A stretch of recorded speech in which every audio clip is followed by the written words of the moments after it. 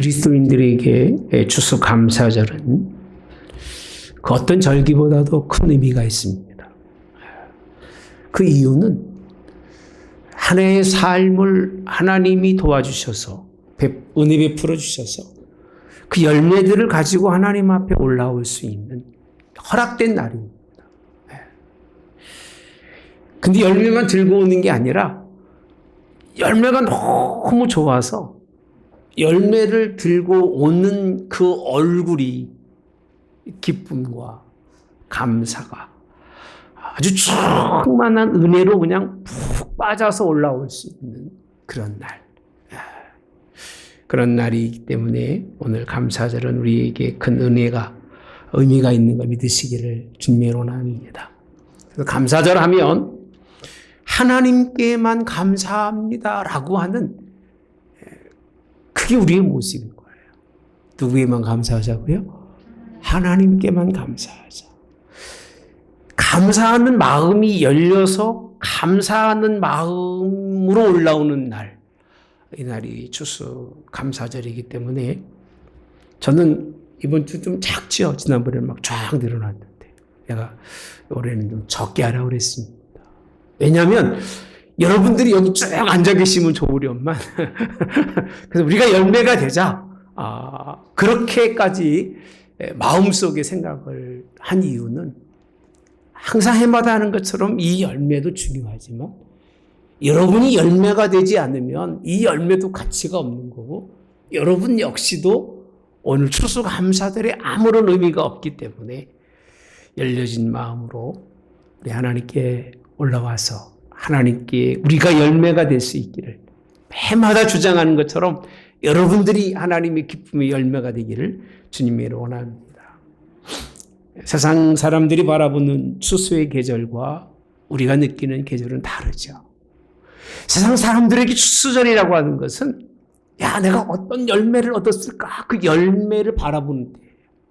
그리고 그 열매가 무엇인가라고 그 열매를 바라보고 열매를 세고 어떤 종류의 열매가 있는가를 따지는 게 이런 추수의 계절이죠. 어떤 사람은 많은 종류의 열매가 있으면 아주 행복해요. 기쁘고 즐거운데 어떤 사람들은요 자신의 열매가 별로 없으니까 짜증나는 거예요. 우울해지고 이거 가지고 어떻게 인생을 살지 걱정하고 원망하고 이게 세상 사람들이 맞는 추수의 계절이잖아요.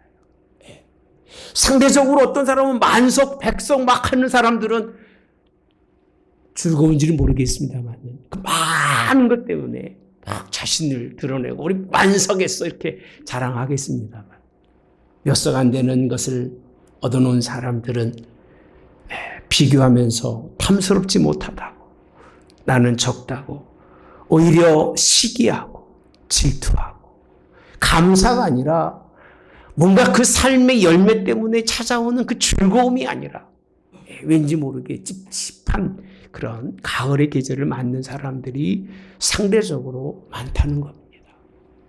오늘 우리의 감사절은 그렇게 되지 마시기 바랍니다. 뭘 가지고 올라오는 게 중요한 것이 아닙니다. 내가 어떠한 마음으로 하나님께 올라왔느냐가 중요한 거예요.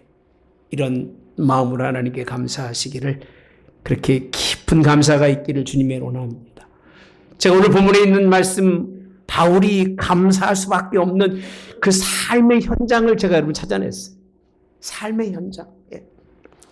그래서 바울만이 아니라 성경의 믿음의 사람들의 특징이 뭔지 아세요? 믿음의 사람들의 특징은 딱 한 가지예요. 어떤 결과가 오든 자신의 인생의 삶에 어떤 열매를 맺든 그 열매에 관해서는 내가 한 게 아니라는 거예요. 내 힘이 아니라는 거예요. 누구의 힘이에요? 하나님의 은혜라 이렇게 표현합니다. 이게 믿음의 사람들이 아주 특별한 특징이에요. 믿음이 없는 사람들의 특징은 뭔 특징이 있느냐면 다 지가 한 거야. 내가 이래서 이만큼 벌고 내가 노력해서 이만큼 벌고 내가 어떻게 인생 났는지 알아?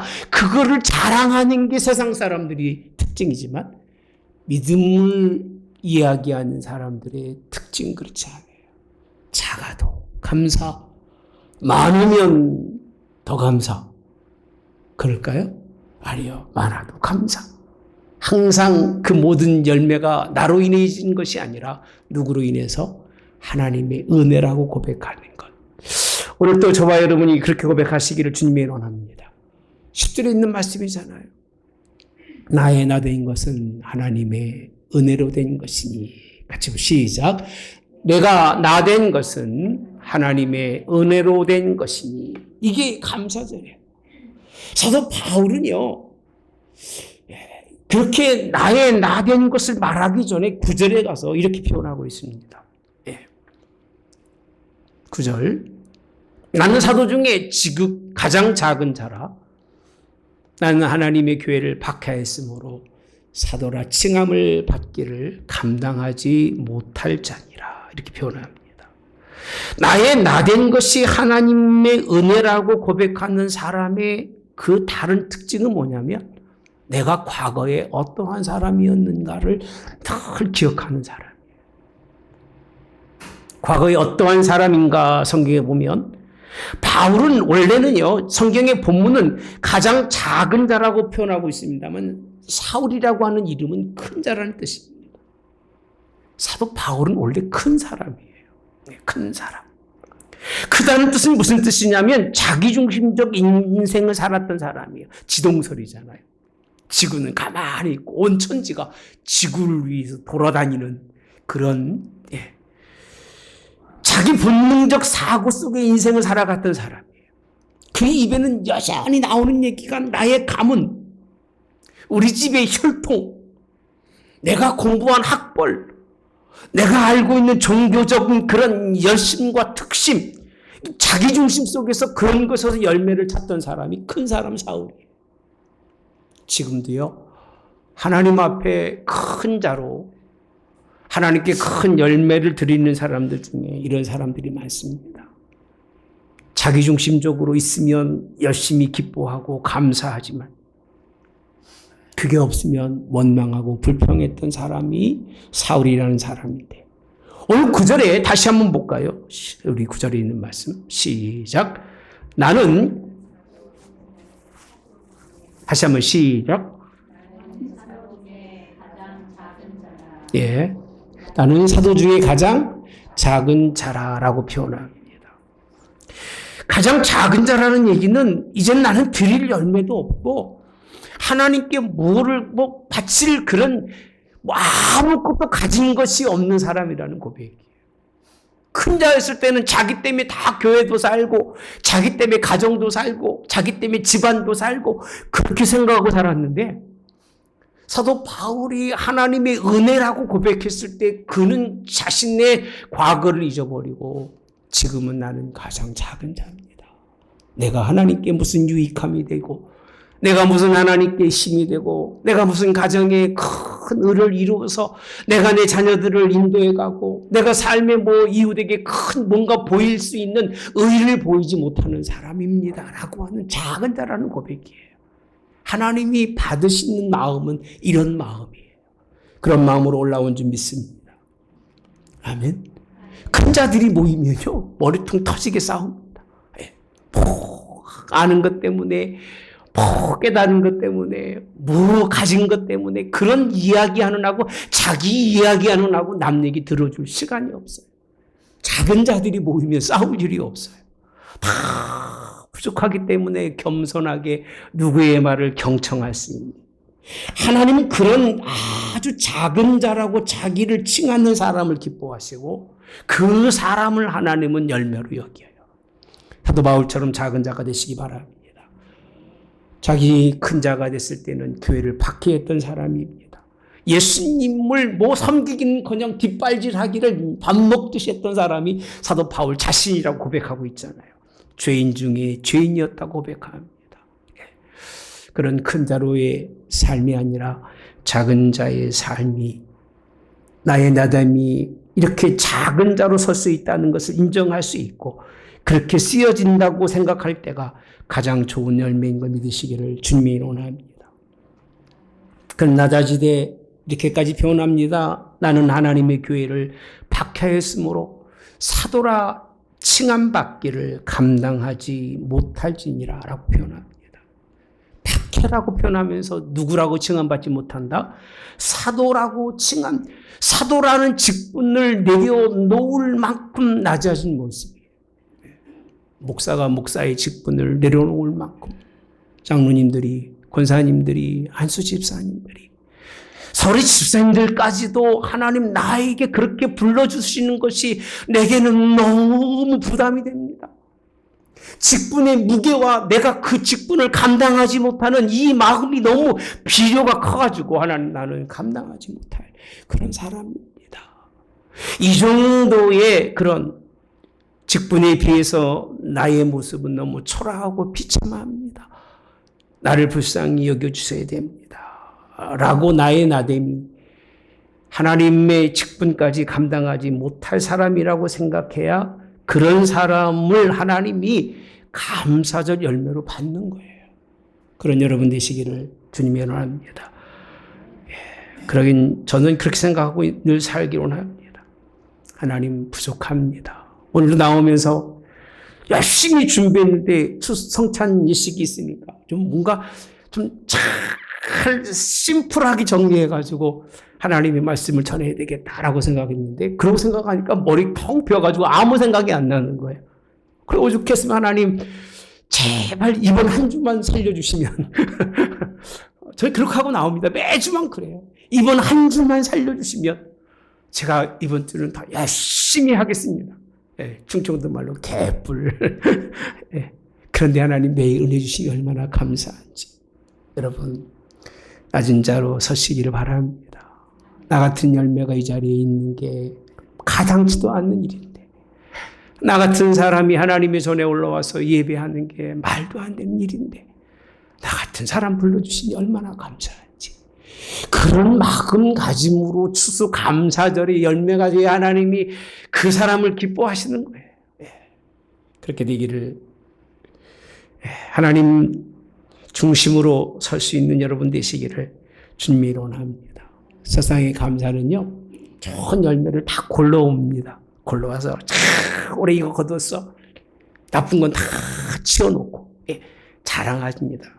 그런데 예수님 안에서 우리의 감사절은 오히려 숨겨야 할 것을 드러내고 뭔가 감춰야 할 것들을 다 드러내면서 하나님 나는 이런 사람에 지나지 않습니다.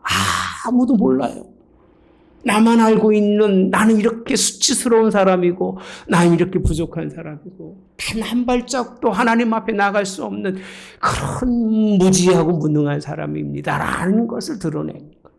그럼에도 불구하고 하나님이 이 열매를 좀 받아달라고 하나님 앞에 긍휼을 구하는 그런 것이 우리가 드릴 감사절인 거 믿으시기를 주님이 원합니다. 작은 자, 교회를 핍박해서 하나님 나라 예수님에게 뒷발질내서 무슨 사도라고 칭함받기를 감당하지 못할 자였던 나 10절에 있는 말씀 그러나 이렇게 표현합니다.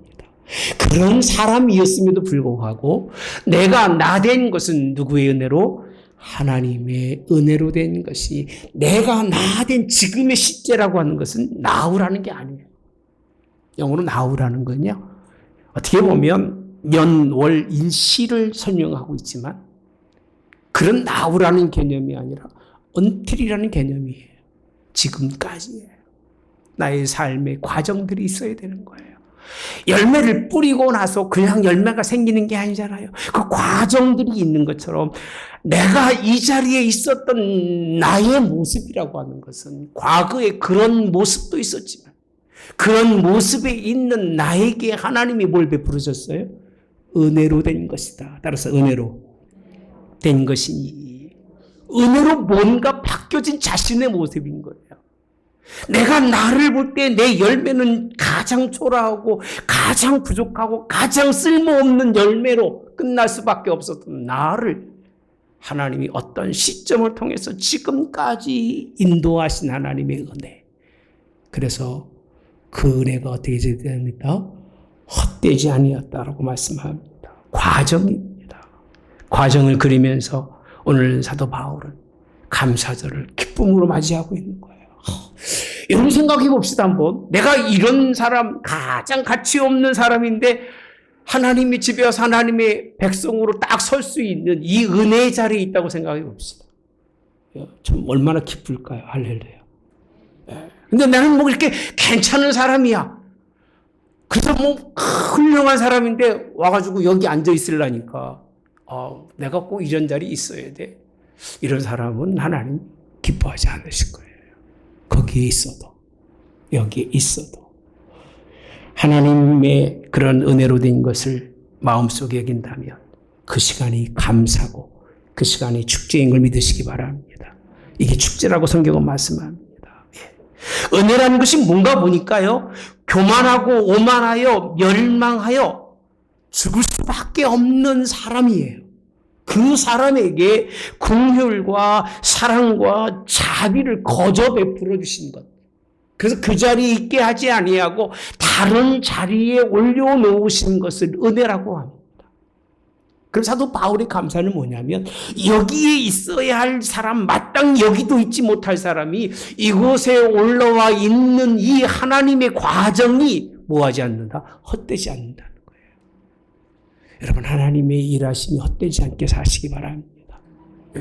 이런 사람이 이 자리에 있으니 그 얼마나 하나님의 그 노고와 수고와 그 열심히 우리를 사랑해 주신 그 은혜로 말미암아 이 자리에 있는 것, 이거 헛되지 않는다. 다시는 우리가 과거로 돌아가거나 옛날에 핍박하던 세대로 돌아가거나 다시 큰 자로 가거나 그리하지 않는다는 거예요. 그런 사람을 하나님이 사랑하십니다. 그런 사람이 하나님께 올라와서 오늘 또 축제로 감사절을 지낸 걸 믿으시기를 주님 이름으로 원합니다. 자신이 두 번째라는 말씀이 이렇게 표현합니다. 그냥 오늘 본문 10절이 중심입니다. 내가 모든 사도보다 더 많이 수고하였으나 이렇게 표현합니다. 같이 봅시다. 시작. 내가 더 많이. 그럼 지금 사도 바울은 아무것도 아닌 작은 자, 하나님의 은혜라고 말하고 있지만 그 삶은 지금 뭘 하고 있는 거예요? 더 많이. 누구보다? 모든 사도예요. 사도라고 하는 직분을 가지고 있는 모든 사도보다도 더 많이 수고하고 있다는 거예요. 수고해서 막 열심히 일하면 위에 있어야 돼, 낮에 있어야 돼.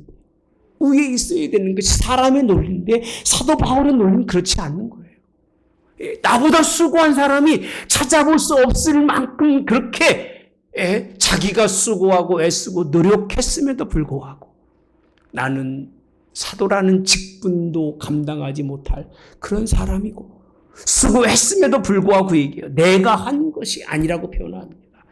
내가 한 것이 아니요. 자, 이게 은혜인 거예요. 그 은혜 입은 사람들이 아무 일도 안 하고 있는 게 아니에요. 감사절의 열매는 아무 일도 안 하고 그냥 올라와서 하나님 나 정도면 됐죠. 그게 아니라 누구보다도 그 어떤 사람보다도 열심히 헌신하고 열심히 봉사하고 죽기까지 충성하고 그럼에도 불구하고 그가 고백은 뭐냐? 내가 수고했으나 내가 한 게 아니라는 거예요. 참 여러분 열심히 일하고 선행이라고 그러죠? 오늘은 내가 아주 기분이 참 좋고 내 삶에 뭔가 큰 의미가 있어서 내가 저 사람을 구해주고 저 사람에게 은혜 베풀어 이런 사람 얘기하면요 꼴 보기 싫은 거예요. 근데 좋은 일하고 이름도 성도 빛도 없이 사라졌어요. 그냥 방송에서 누군지 알아보는데 내가 그런 일 나만 할 수 있는 것이 아니라 누구든지 그 자리에 있었더라면 그런 일을 하는 것이 마땅합니다라고 말하는 사람, 그런 사람은 뭔가 좀 있어 보여요. 할렐루야. 있어 보이는 게 아니라 있는 사람인 거예요. 있는 사람. 그저 없는 것도 있는 것처럼 드러내는 사람은 없으면서 있어 보이려고 하는 아주 비참한 사람이지만 죄송합니다. 어떤 사람은요. 다 해놓고 내게 한 게 아니에요.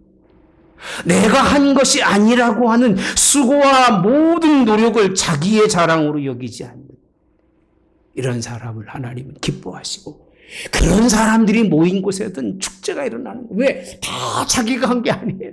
그러니까 서로 높여주고 서로 격려해주는 그런 자리니 얼마나 복된 자리겠습니까?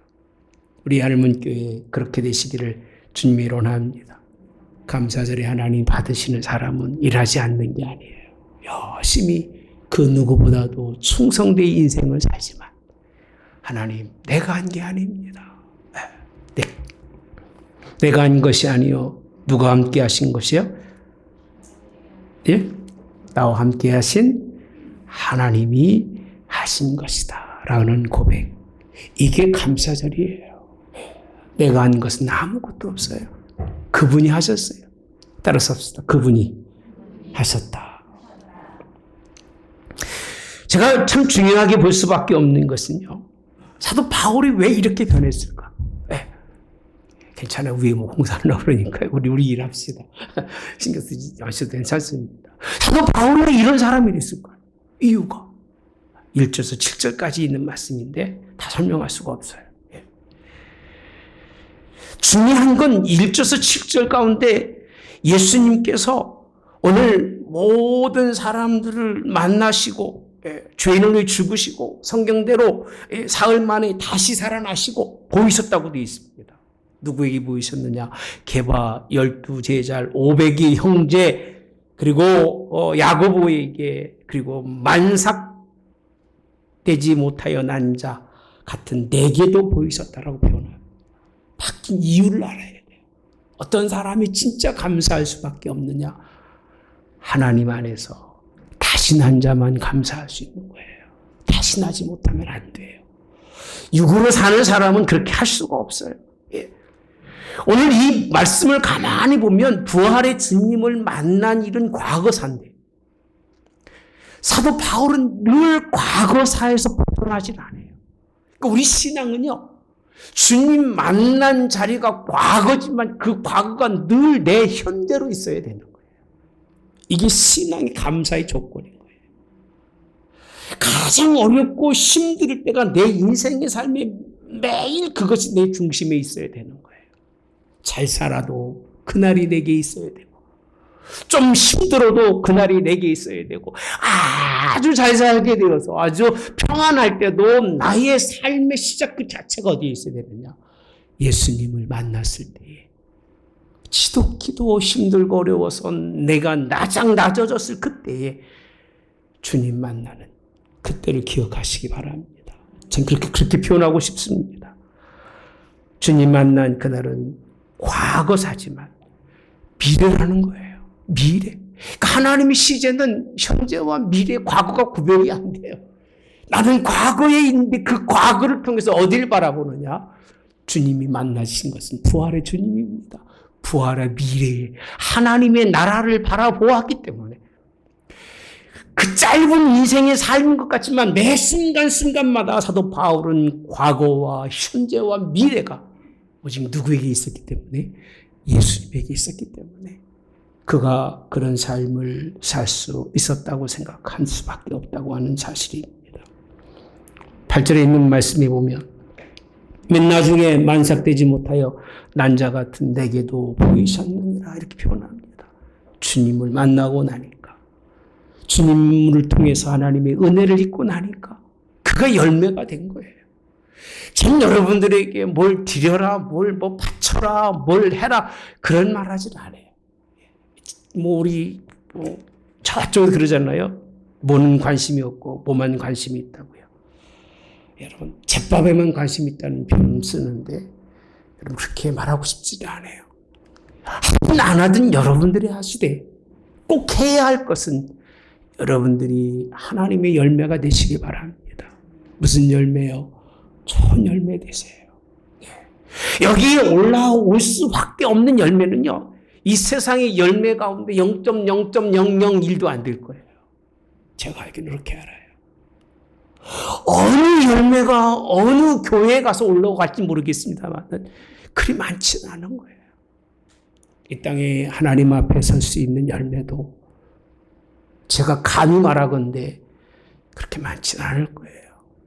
정신 바짝 차리지 않으면 그냥 열매 같은데 하나님의 전에 올라가지 못한 열매로 끝나고 말 사람들이 많다는 게 참 마음이 아픈 일이지만 사도 바울과 같은 마음과 그런 심령으로 하나님께 올라선다면 하나님이 여러분들을 좋은 열매로 받아주실 거 믿으시길 바랍니다. 11절에 있는 말씀에 보면 결론입니다. 같이 봅시다. 시작. 그러므로 나나 그들이나 이같이 전파하면, 잠깐만요. 이같이 전파한다고 되어 있어요. 이게 복음이라는 거예요. 이게 말씀이라는 거예요. 이게 바울이 증언하는 짧은 내게 주신 것이 하나님의 나의 나된 것이 은혜라는 이 신앙의 고백이 이것이 복음이라는 거예요. 여러분에게 복음은 복된 것, 잘 되는 것만 그저 살아가면서 생활이 윤택해지고 걱정 없이 사는 것이 여러분 복이라고 생각하지 마세요. 예, 그런 복은 이미 너무 많이 받아서 지릴 정도입니다. 그런 복을 복이라고 생각하지 마세요. 예수 때문에 때로는 가난해지고 예수님 때문에 때로는 시련을 당하고 예수님을 위해서 헌신하고 봉사해서 죽을 지경까지 간다 할지라도 나의 나된 것은 내가 아니요. 누구 때문에요? 하나님의 은혜라는 고백이 있기를 주님이 원합니다. 열심히 충성해도 대가도 받지 못하고 매맞고 줄이고 위험을 당하고 온갖 고생을 해도 이 모든 것이 하나님의 은혜입니다. 육신이 고통스럽고 아파 곳곳이 하나님 병들고 때로는 힘들어서 죽을 지경이 있어도 하나님 생명부터 있고 내가 이 하나님의 복음을 전할 수 있는 게 얼마나 감사한지 이것도 하나님의 은혜라고 생각할 정도가 되어야 이게 교회인 거예요. 한국교회가 기복신앙에 깊이 빠져서 이 복음을 전하지 못한 것이 얼마나 안쓰러운지 모릅니다.